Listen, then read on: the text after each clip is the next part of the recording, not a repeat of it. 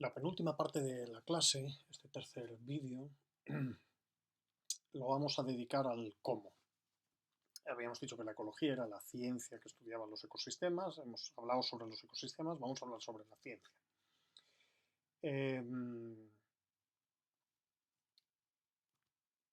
Y lo vamos a hacer a partir sobre cómo se aplica la ciencia en la ecología, para lo cual necesitamos tener claros algunos conceptos sobre la ciencia en general, el método científico en general. Y aquí me acojo a eso que os presenté al principio, en la propia presentación de la asignatura, y que os recomiendo, a la importancia en una carrera científica, carrera universitaria científica, la importancia que tiene el que los estudiantes aprendan e incluso manejen y apliquen con soltura las herramientas del método científico, conozcan sus limitaciones, conozcan sus debilidades y sus fortalezas. Y eso es fundamental para que podáis desarrollar un espíritu crítico a aquella información que se os presenta, es decir, podáis decir si la información se sostiene con argumentos rigurosos desde un punto de vista científico, si es información científica valiosa o no lo es, más allá de que esté publicada en una buena revista o por un autor de prestigio. Y también es muy importante a la hora de aplicarla, de aplicar vuestros conocimientos a la resolución de problemas con métodos valiosos, ¿no? Así que, bueno, no hay mucha oportunidad, pero al menos tenemos un ratito para hablar de ello y presentar algunas herramientas y intentar aclarar algunos conceptos, ¿no? Siempre enfocado a la aplicación final de estas ideas a la ecología, al estudio científico de los sistemas ecológicos. Bien, el método científico, así brutalmente resumido, se basa en la observación del mundo natural y hay un montón de filosofías sobre nuestra capacidad de observación objetiva del mundo natural. Es decir, esto que aparece aquí como 3 pasitos, podríamos estar desarrollándolo durante un curso entero, pero una premisa, una idea indemostrable de la ciencia es que somos capaces de observar el mundo natural y obtener información rigurosa de él. Así que un primer paso en la aplicación del método científico es la observación de un fenómeno natural. A continuación, de alguna manera, a partir de esa observación, tenemos que poder generar alguna hipótesis que explique esa observación y las causas que la producen. Y esa hipótesis tenemos que poderla poner a prueba mediante un método riguroso, de tal manera que si se confirma las predicciones que hacíamos con esa hipótesis, normalmente lo que intentaremos hacer es desarrollar nuevas hipótesis que mejoren nuestra capacidad de comprensión del fenómeno, distintos aspectos de ese fenómeno. Si la hipótesis, si la comprobación nos sale negativa, estamos obligados a hacer observaciones nuevas para comprobar si la observación previa era verdadera o si hay algo que se nos escapa o aspectos distintos de ese mismo sistema para generar hipótesis complementarias nuevas, ¿no? Esto es, ya digo, brutalmente resumido y completamente incompleto, ¿no? El método científico, ¿no? En ecología tenemos el problema de la identificación del objeto de estudio y eso nos obliga a algunos pasos más, ¿no? Primero necesitamos identificar ese objeto de estudio, identificar sus fronteras, su dinámica, su variación temporal, las escalas espaciales y temporales en las que se mueve, y eso lleva un esfuerzo adicional en la aplicación del método científico en ecología, previo a la observación de patrones. Una segunda cosa que hemos visto que es necesaria es la reducción de la complejidad. Necesitamos identificar qué grupos de organismos o de componentes ecológicos, sean bióticos o abióticos, nos interesan.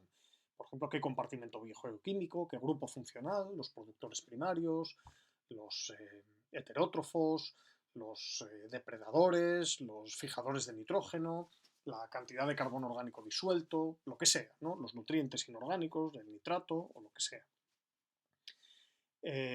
Y una vez hemos hecho esto, una vez hemos identificado el objeto de estudio, es decir, el ecosistema de interés, definido sus fronteras, su escala y reducido la complejidad de los componentes de ese ecosistema que queremos estudiar, entonces sí podemos pasar a buscar patrones en esas propiedades colectivas, ¿no? Patrones observables.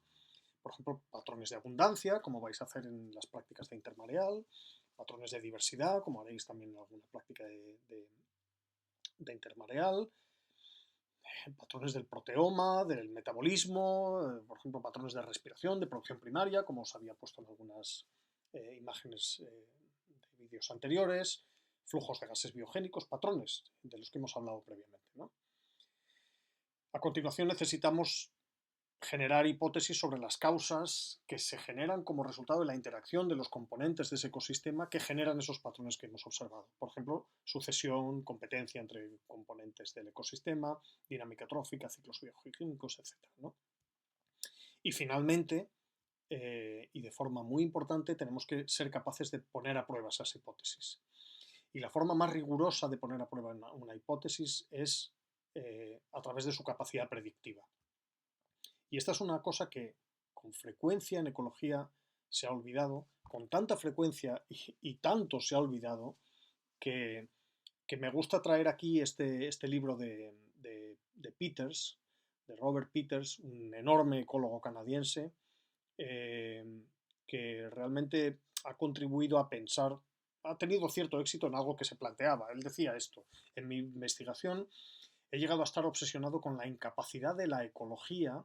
Él era ecólogo, o sea que no es que lo hacía por maldad, y el título del libro, Una crítica a la ecología, no es que quisiera destruir la ecología, él era un ecólogo prominente.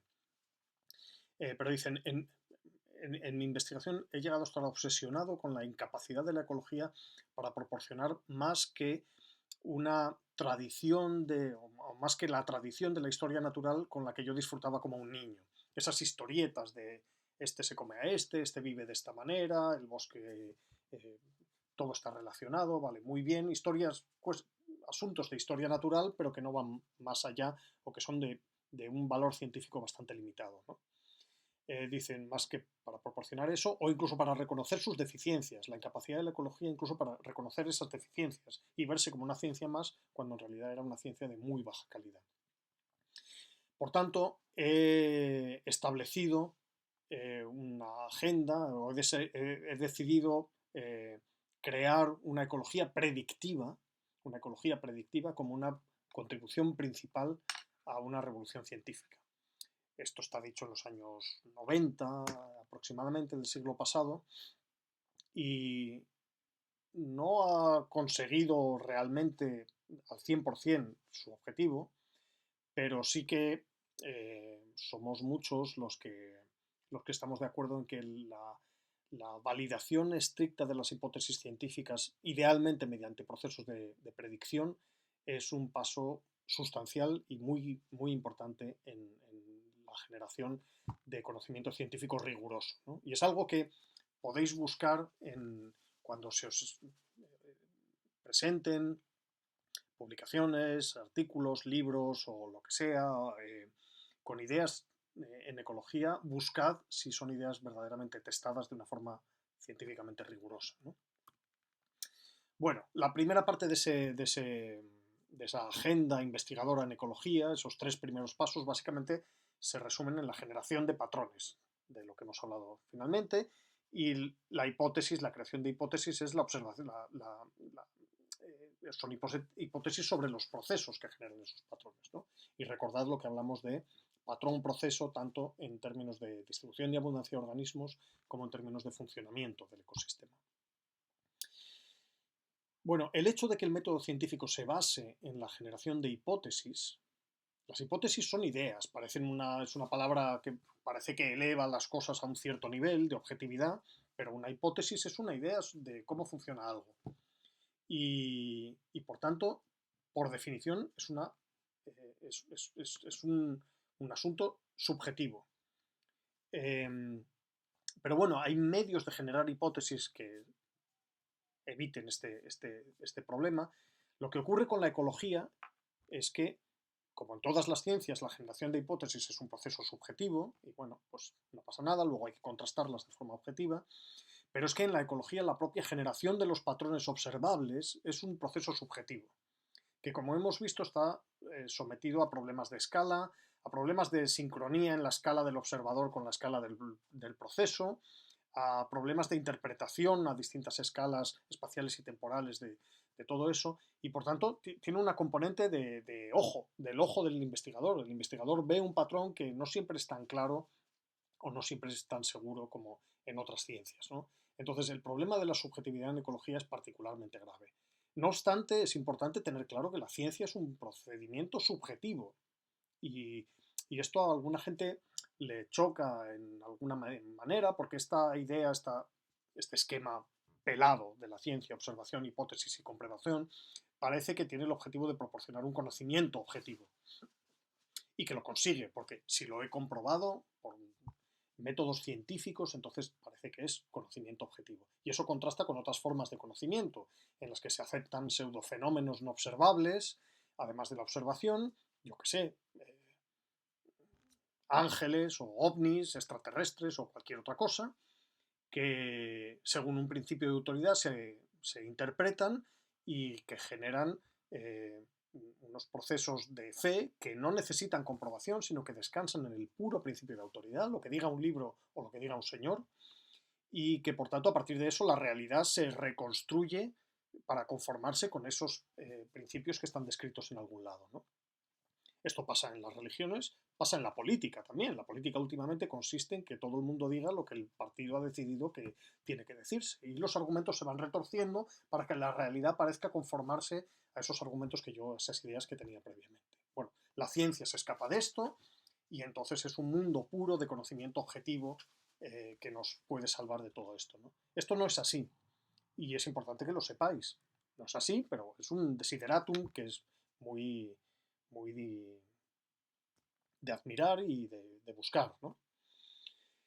¿Por qué no es así? Voy a intentar explicároslo y luego veremos cómo esto repercute en cómo tenemos que intentar testar o poner a prueba nuestras hipótesis.